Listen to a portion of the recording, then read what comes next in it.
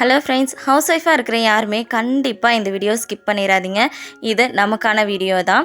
House ஒய்ஃபாக இருக்கிற நம்ம கையில் காசு அப்படிங்கிற ஒரு விஷயம் கண்டிப்பாக இருக்கிறது கிடையாது. நம்ம எல்லாருமே நம்ம ஹஸ்பண்டை டிபெண்ட் பண்ணி மட்டுமே இருக்கும். நம்ம கையில் காசு அப்படிங்கிற ஒரு விஷயம் கண்டிப்பாக இருக்கிறது கிடையாது. நம்மள நிறைய பேர்த்துக்கு தான் நிறைய பயம் வரும். ஃப்யூச்சரில் ஏதாவது மெடிக்கல் இஷ்யூஸ் வந்துச்சுன்னா நம்ம எப்படி ஃபேஸ் பண்ணுறது, குழந்தைங்க படிப்புக்கு ஏதாவது வேணும் அப்படின்னு டக்குன்னு கேட்டாங்க அப்படின்னா நம்ம எப்படி சமாளிப்போம் அப்படின்னு சொல்லிட்டு ஃப்யூச்சரை நினச்சி நம்ம அதிகமாக பயப்படுவோம். என்னதான் ஹஸ்பண்ட் பார்த்துக்கிறாரு அப்படின்னா கூட ஒரு சேவிங்ஸ் இல்லாமல் எப்படி இதெல்லாம் பண்ண முடியும், எப்படி இதை செய்யறது, எப்படி அதை செய்யறது அப்படின்னு சொல்லிட்டு அதிகமாக யோசிக்கிற ஆள் யாருன்னு கேட்டிங்கன்னா கண்டிப்பாக ஹவுஸ் ஒய்ஃபாக இருக்கிற நம்ம தான். உண்மையா இல்லையா அப்படின்னு சொல்லிட்டு கண்டிப்பாக கமெண்டில் ஷேர் பண்ணுங்கள். ஸோ இந்த வீடியோ ஃபுல்லாக பாருங்கள். நெக்ஸ்ட் இயர் நீங்களுமே சேவிங் பண்ணிட்டேன், இந்த இயர் நான் இவ்வளோ அமௌண்ட் சேவ் பண்ணியிருக்கேன் அப்படின்னு சொல்லிட்டு கமெண்டில் என் கூட நீங்கள் ஷேர் பண்ணிப்பீங்க.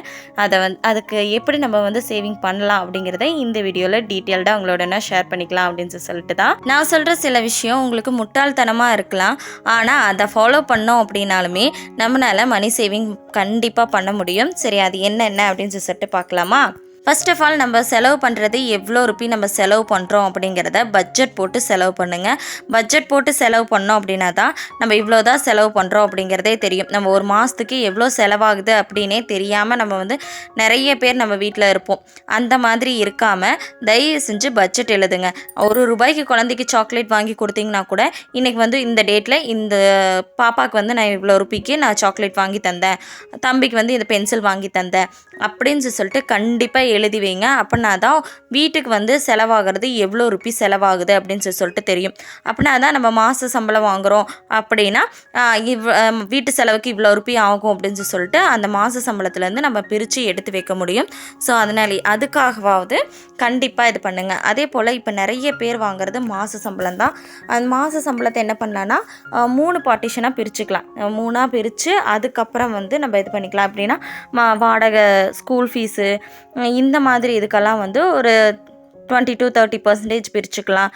வீட்டு செலவுக்கு அதுக்கு ஒரு 20-30%, இதுலேயே 60% போயிடுச்சு. மெடிக்கல் இஷ்யூஸ் ஏதாவது வந்துச்சு அப்படின்னா அதுக்கு ஒரு 20%ன்னு எடுத்து வச்சுருங்க. மீதி இருக்கிற 20% சேவிங்ஸ்க்கு அப்படின்னு சொல்லிட்டு எடுத்து வச்சிங்க அப்படின்னா தான் கண்டிப்பாக உங்களால் சேவிங்ஸ் பண்ண முடியும். நம்ம வர்ற அமௌண்ட்டை சேவிங்ஸுக்கு கண்டிப்பாக ஒரு 20% எடுத்து வச்சோம் அப்படின்னா சேவிங்ஸ் நம்மளால் பண்ண முடியும். இல்லை அப்படின்னா கண்டிப்பாக பண்ண முடியாது. வர்ற காசை நான் வர்ற மாதிரி செலவு பண்ணுறேன் அப்படின்னு சொல்லிட்டு தயவு செஞ்சு அப்படி பண்ணாதீங்க. அப்படி பண்ணும்போது கண்டிப்பாக காசு அப்படிங்கிற ஒரு விஷயம் இருக்கவே இருக்காது. ஹவுஸ் ஒய்ஃபாக இருக்கிற நம்ம கையில் மெயினாக வர்ற அமௌண்ட் என்னென்னா இந்த மளிகை சாமானை வாங்குறதுக்கு, மார்க்கெட் செலவு வாங்குறதுக்கு இந்த அமௌண்ட்டுங்க நம்ம கைக்கு கண்டிப்பாக வரும். இதெல்லாமே நம்ம மெயின்டைன் பண்ணுறது அப்படிங்கிறனால மேக்ஸிமம் இந்த அமௌண்ட் வரும். மற்ற அமௌண்ட் வருதோ இல்லையோ இந்த அமௌண்ட் கண்டிப்பாக வரும். இதுலேருந்து கூட நம்ம நல்லா சேவிங்ஸ் பண்ண முடியும். எது தேவை எது தேவையில்லை அப்படின்னு சொல்லிட்டு நம்ம பார்த்து வாங்குறதுலையே நம்ம நல்லா சேவிங்ஸ் கண்டிப்பாக பண்ண முடியும். ஒரு சிலர் என்ன பண்ணுவோம் தெரியுங்களா, இன்ஸ்டாகிராமில், யூடியூப்பில் ஒரு ரெசிபி வீடியோ பார்த்துருப்போம். அதை ட்ரை பண்ணி பார்க்கலாம் அப்படின்னு சொல்லிட்டு வாங்கிட்டு வர பொருள் கம்மியாக வாங்கிட்டு வராமல் குவான்டிட்டி அதிகமாக வாங்கிட்டு வந்திருப்போம். ஒரு 100 கிராம் பன்னீர் வாங்கிட்டு பன்னீர் டிக்கா ட்ரை பண்ணுறோம் அப்படின்னா அது பிரச்சனை இல்லை. ஒரு 200 கிராம் 300 கிராம் வாங்கிட்டு ட்ரை பண்ணி பார்க்கலாம். எங்கள் வீட்டில் எல்லோரும் சாப்பிடுவாங்க, ஹோட்டலில் சாப்பிட்றாங்களா வீட்லேயும் சாப்பிடுவாங்க அப்படின்னு சொல்லிட்டு வாங்கிட்டு ட்ரை பண்ணோம் அப்படின்னா வீட்டில் செய்யும் போது டேஸ்ட் டிஃப்ரெண்ட்டாக இருக்கும். ஸோ அதனால் சாப்பிட்றதுமே கம்மியாகும். அப்போ என்ன ஆகும், அந்த பன்னீர் கண்டிப்பாக வேஸ்ட் ஆகும். ஃபஸ்ட் டைம் ட்ரை பண்ணுறோம் அப்படின்னா அதை கம்மியான குவான்டிட்டியில் வாங்கிட்டு நம்ம செஞ்சோம் அப்படின்னா அந்த செலவு கம்மியாகும் அப்படின்னு நான் சொல்லுவேன். இந்த மாதிரி தேவையில்லாத செலவெல்லாம் கம்மி பண்ணுறது ரொம்ப ரொம்ப முக்கியம். அதே போல் நம்மளுக்கு எது தேவை எது தேவையில்லை அப்படிங்கிறத பார்த்து இது பண்ணணும். இப்போ நம்ம ஃப்ளிப்கார்டு, அமேசானு, மீஷோ இப்படி நிறையா ஆன்லைன் ஷாப்பிங் ஆப் இருக்குது. எல்லாத்தையும் என்ன பண்ணுவோம்னா நம்ம இன்ஸ்டால் பண்ணி வச்சுருப்போம். சும்மா இருக்காமல் அதை ஸ்வைப் பண்ணிக்கிட்டே இருப்போம் பார்த்தீங்களா, அப்போ அதுலேருந்து ஏதாவது ஒன்று பிடிச்சிரும். அதை பிடிச்சது டபக்குன்னு அதை வாங்கிடுவோம். அந்த மாதிரி கண்டிப்பாக தயவு செஞ்சு பண்ணாதீங்க. இருக்கிறத வச்சு அட்ஜஸ்ட் பண்ணுறதுக்கு முடிஞ்ச வரைக்கும் ட்ரை பண்ணுங்கள். இல்லை எனக்கு கண்டிப்பாக அது வேணும் அப்படின்னா அதுக்குமே ஒரு 2-3 மாதம் வெயிட் பண்ணி அதுக்குன்னு தனியாக ஒரு குறிப்பிட்ட அமௌண்ட், இப்போ ஒரு ₹200 ஒரு பொருள் பார்த்துருக்கீங்க அப்படின்னா ஒரு 2 மாதம் வெயிட் பண்ணுங்கள். அந்த பொருள் வாங்கலாமா வேண்டாமான்னு கார்டில் போட்டு நல்லா யோசிங்க. வாங்கியே ஆகணுங்கிற கம்பல்சரி தோணுச்சு அப்படின்னா 2 மாதம் கழித்து அதுக்கப்புறமா வாங்க. உடனே அதை பார்த்தது இன்றைக்கி பார்த்தேன் நான் நாளைக்கு வாங்கிட்டேன் அப்படின்னு சொல்லிட்டு எடுத்தோம் கவுத்தோன்னு கண்டிப்பாக வாங்காதீங்க. அது தேவையில்லாத செலவு அப்படின்னு நான் சொல்லுவேன். அப்புறம் நம்மள நிறைய பேர் ஃபோன்பே, ஜிபே இந்த மாதிரி நிறைய ஆப் யூஸ் பண்ணுறது வழக்கமாக போச்சு. அதனால் நம்ம என்ன பண்ணுறோம் அப்படின்னா, மேக்ஸிமம் கையிலிருந்து காசு எடுத்து செலவு பண்ணுறதே கிடையாது. உனக்கு காசு வேணுமா, இதோ ஜிபே பண்ணுறேன், இதோ ஃபோன்பே பண்ணுறேன், இதோ ஸ்கேன் பண்ணுறேன், இப்படியே வந்து நம்ம செலவு பண்ணுறோம். சின்ன சின்ன செலவெல்லாம் எப்படி ஆகுது அப்படின்னு சொல்லிட்டு நம்மளுக்கே தெரியாமல் அது செலவாயிட்ருக்கு. முடிஞ்ச வரைக்கும் கையில் வந்து காசு வச்சு செலவு பண்ணுறதுக்கு பாருங்கள். நம்ம வந்து ஆன்லைன் பேமெண்ட் அப்படிங்கிறது வந்து பண்ணுறது வந்து நல்லது தான். ஆனால் வந்து எல்லாத்துக்குமே தொட்ட 90க்கும் வந்து ஆன்லைன் பேமெண்ட் தயவு செஞ்சு பண்ணாதீங்க. இப்போ குழந்தைங்களுக்கு சாக்லேட் வாங்கி தர்றீங்க அப்படின்னா ஒரு 1000 ரூபாய் எடுத்து வச்சுக்கோங்க. அந்த மாதம் இந்த மாதத்துக்கு வந்து 1000 ரூபா மட்டும்தான் இந்த சாக்லேட் செலவு அப்படின்னு சொல்லிட்டு எடுத்து வச்சுக்கோங்க. அந்த 1000 ரூபாயிலேருந்து சில்லறை முறித்து ஒரு ரூபாயா அப்படி வந்து வாங்கி கொடுங்க. அப்படி வாங்கி கொடுக்கறனால கூட நம்ம செலவு வந்து கம்மியாகும். ஏன்னு பார்த்தீங்கன்னா, இப்போ நம்ம கண்ணுக்கே தெரியாமல் நம்ம ஆன்லைனில் பே பண்ணிக்கிட்டே இருக்கும்போது நம்மளுக்கு செலவாகிறதே தெரியறதில்ல. அதனாலையுமே நம்மளால் சேவிங்ஸ் பண்ணவே முடியறதில்ல. முடிஞ்ச வரைக்கும் நம்ம செலவாகிறது இவ்வளோ ருபி இருக்குது, இவ்வளோ செலவாயிருக்கு, இவ்வளோ மீதி இருக்குது அப்படின்னு சொல்லிட்டு நம்ம பார்க்காமையே நம்மளுக்கு தெரியணும். அப்படி தெரிஞ்சாதான் மட்டும்தான் நம்மளால் சேவிங்ஸ் பண்ண முடியும். நம்ம கடைக்கு போயிட்டு வந்துட்டு இந்த ₹1, ₹2, ₹5, ₹10 இந்த மாதிரி சில்லற காசெல்லாம் இருக்கும். அதெல்லாம் கொடுக்குறாங்கன்னு வச்சுக்கோங்களேன்.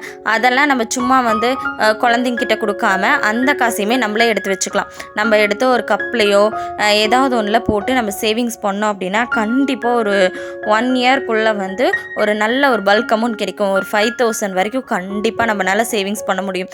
அதாவது வெறும் சில்லற காசை வச்சு மட்டுமே அப்படின்னு நான் சொல்லுவேன். ஒரு 5000 வரைக்கும் இந்த ₹1, ₹2 இந்த காயின்ஸ் எல்லாமே சேர்த்து வச்சோம் அப்படின்னாவே அவ்வளோ ருபி நம்மளுக்கு வந்து கண்டிப்பாக கிடைக்கும். அது எப்படிங்க அவ்வளோ ருபி கிடைக்கும்னா கண்டிப்பாக கிடைக்குங்க. நம்ம ஒரு நாளைக்கு ஒரு 2லேருந்து 3 டைமாவது நம்ம கடைக்கு போகிறோம். கடைக்கு போயிட்டு வரும்போதெல்லாம் கண்டிப்பாக வந்து ₹1, ₹2 சில்லறை எடுத்துகிட்டு வரோம். அப்போ வந்து நம்மளால் கண்டிப்பாக இவ்வளோ ருபி நான் நான் இந்த மாதிரி சேவிங்ஸ் பண்ணியிருக்கேன். ஸோ அதனால தான் நான் சொல்கிறேன், கண்டிப்பாக உங்களாலையுமே இதை பண்ண முடியும். அதுக்கப்புறமா நம்ம வந்து மீல்ஸ் பிளானிங் பண்ணணும். அதாவது நம்ம இந்த வாரத்துக்கு இதை இந்த நாளுக்கு செய்கிறோம் அப்படின்னு சொல்லிட்டு முடிவு பண்ணி இந்த காய்கறிகள்லாம் கண்டிப்பாக போய் வாங்கிட்டு வாங்க. வந்து மண்டே வந்து வெண்டைக்காய், டியூஸ்டே வந்து பாகக்காய், வெட்னஸ்டே வந்து புடலங்காய் இப்படின்னு சொல்லிட்டு இப்போ 5 நாளுக்கு 5 காய், 6 நாளுக்கு 6 காய் அப்படின்னு சொல்லிட்டு பிளான் பண்ணி காய் வாங்குங்க. அப்படி நம்ம பிளான் பண்ணி காய் வாங்கும்போது ஒவ்வொரு நாளுக்கு ஒவ்வொரு காய், ஒவ்வொரு கிரேவி அப்படிங்கிற மாதிரி நம்ம ஆல்ரெடி வந்து மீல்ஸ் பிளான் போட்டு வச்சுக்கிட்டோம் அப்படின்னா கண்டிப்பாக வந்து அதுக்கு தேவையானதை மட்டும்தான் நம்ம வாங்கி வைப்போம். இப்போ வந்து நிறைய பேர் நம்ம என்ன பண்ணுவோம் தெரியுங்களா, காய் வாங்கிட்டு வந்து வச்சுருவோம். அந்த காய் செஞ்சு சாப்பிடவே மாட்டோம். அந்த காய் வீணாக போயிடும், தூக்கி போட்டுருவோம். அதே மாதிரி தான் ஃப்ரூட்ஸ் வாங்கிட்டு வந்து வைப்போம், சாப்பிட மாட்டோம், அதையுமே தூக்கி போட்டுருவோம். இந்த மாதிரி தயவு செஞ்சு வேஸ்ட் பண்ணாதீங்க.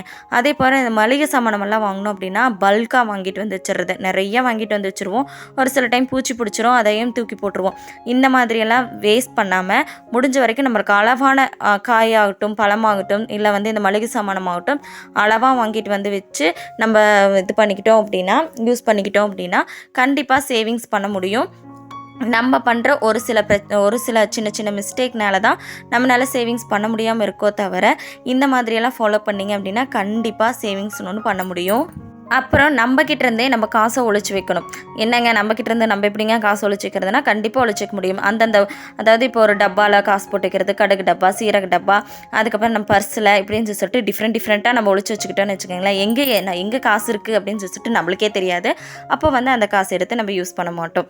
ஸோ இந்த டிப்புமே கண்டிப்பாக யூஸ்ஃபுல்லாக இருக்கும். கடைசியாக ஒன்று சொல்கிறேங்க, என்ன தான் உலகம் வந்து டிஜிட்டலாக மாறுச்சு அப்படின்னாலுமே நம்ம பாட்டி அம்மா எல்லாம் இப்படி உண்டியல் வாங்கி வச்சு அதில் 10, 50, 100 சேவிங் பண்ணாங்களோ அந்த மாதிரி சேவ் பண்ணி வச்சோம் அப்படின்னா அதில் ஒரு குறிப்பிட்ட அமௌண்ட் கண்டிப்பாக சேர்ந்து வரும்.